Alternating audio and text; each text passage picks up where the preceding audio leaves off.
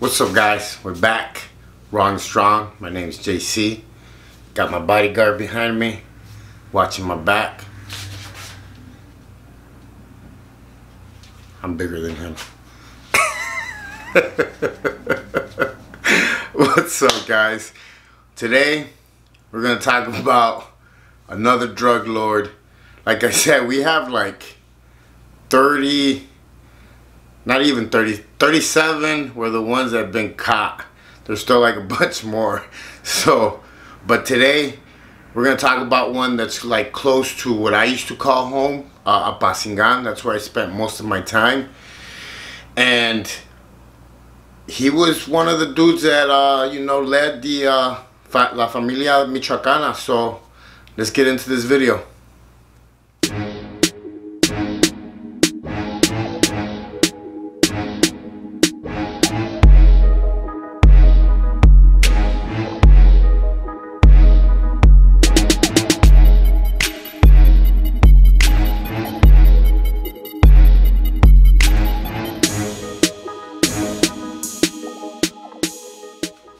What's up, guys? You see, on my last two videos I was serious, and now I'm like back. I think I'm just bipolar.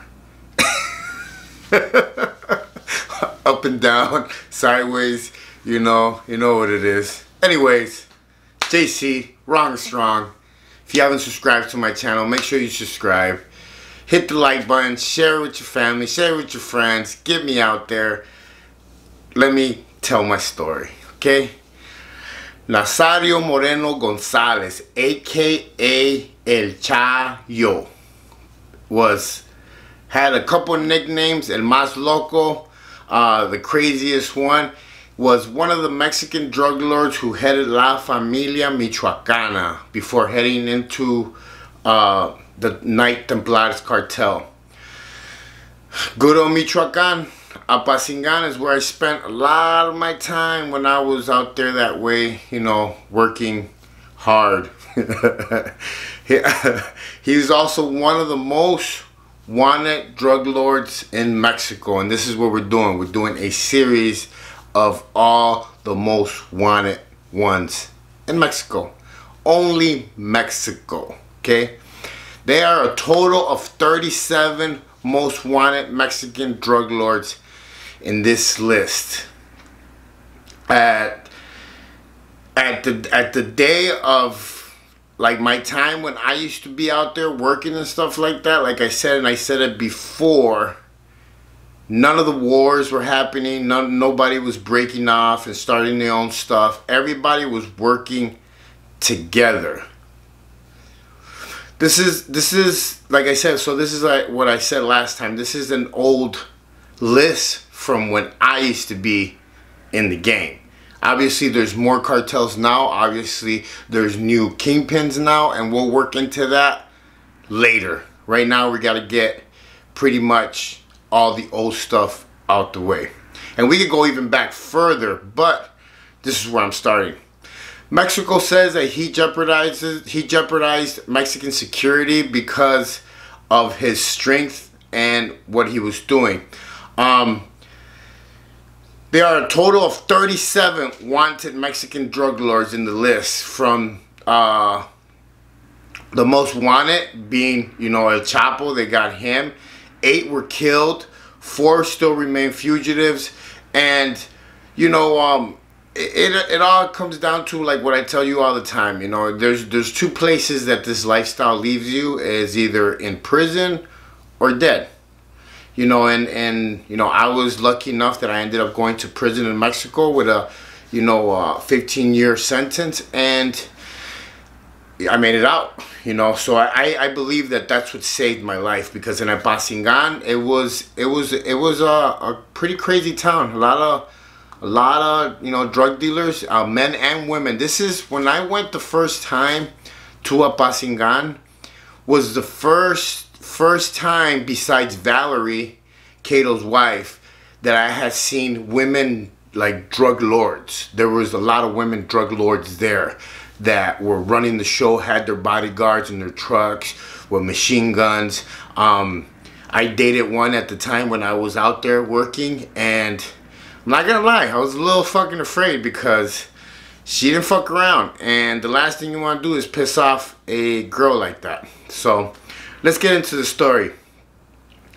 El Chayo was born in Apatzingán, Michoacán. I love that city. Talk about being in a place where you know people. It's a code word. So when I used to go to Apatzingán, all these people and drug lords and everything used to go to this famous place called the Steakhouse. The Steakhouse was a place where there was dancers, there was liquor, there was drugs. It was like a strip club, I guess you could say. And after that, there was this other place where it was a I forgot what they call it, but you eat as much as you want and you only pay for your liquor. I'm pretty sure one of my subscribers remind me what it's called, but Centro Botanero. There you go. It's a Centro Botanero. So you eat as much as you want. You only pay for the alcohol. That's it. So this guy was from that city. I mean, he was born there and everything, but he lived in the U.S. for a while. And he ended up going back to Apatzingán when he caught a big drug case in Texas. I think it was for like a ton.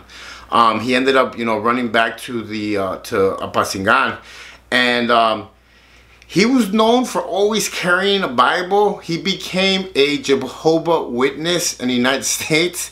He was raised Catholic, but he became a Jehovah's Witness, and he was actually very, very religious. And it even got to the point where his members were given Bibles with sayings and conduct guidelines. And I think that he picked up these guidelines and kind of like trades from, the American like gang culture, where we have like rules and guidelines and all that stuff. Just like in my organization, there's pretty much a short Bible that you have to learn, the prayer, rules and guidelines, what drugs not to use, just all the stuff that pretty much make you organized. So his guys had to actually go by these things. So he was known for doing deeds and helping people, often with like loans.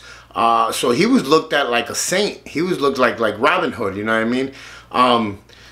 The police had said at one time they had killed him in a gunfight, but his body was never found. So later on, they met up with him again, and they got into another gunfight in Michoacán, and this one is where his death actually resulted, and he was recognized by the autopsy and everything. But his violent reputation was like from a child. He was known to getting into a lot of fights. It was said that one time as a kid, he got into 7 fights back to back that same day, and that's how he earned that Mas Loco. He was very, very known to love. There's a novela in Mexico that was like on the radio that's called Ojo de Vidrio. I watched it as a kid. I would listen to it on the radio before I would go to school in the mornings, and he was known to actually like sit down and listen to this novela on the radio, and he loved it. I mean, I loved it. I loved listening to that thing. It was a novela that was all sound on the radio, so it was very, very, you had to use your own imagination, Finally, it came to the point, like I said, where they hunt him down. They got into a gunfight. He was killed. They, did an autopsy. It was him. It's said that he helped fund a lot of like churches, sewage stuff, because in Michoacán it's a poor state. I've been to Los Reyes, Zamora, Apatzingán, El Aguaje. I've been to a lot of cities over there, and even though there's a lot of like drugs and stuff like that, it's still a poor state. So I mean, it's known that he helped build a lot of stuff and campaign to help you know, poor parts of Michoacan. This, and I'm not like, I'm not glamorizing it. I'm just saying, man, like, there is drug lords that have helped their towns and their cities. Is it right what they're doing? Probably not. And like I said, I always tell people, I'm not glamorizing nothing I do. I'm not saying it's the right thing. I'm just sharing information. I'm just giving you what it is, what I know, how I lived my life, and actually how I changed it, and that's it. But did he help a lot of people in this town? Yeah, he did. Did he build a lot of churches and help build schools and stuff like that? Yeah, he funded it, and with, you know, a small army behind him that was La Familia Michoacana, you know, he was supported a lot throughout the state, and people loved him for it, and he won family connections over that in Michoacan. So, you know, this is one of the guys that I wanted to talk to, just because it hit a little bit close to home, and I wanted to really just kind of put it out there, what he did and everything.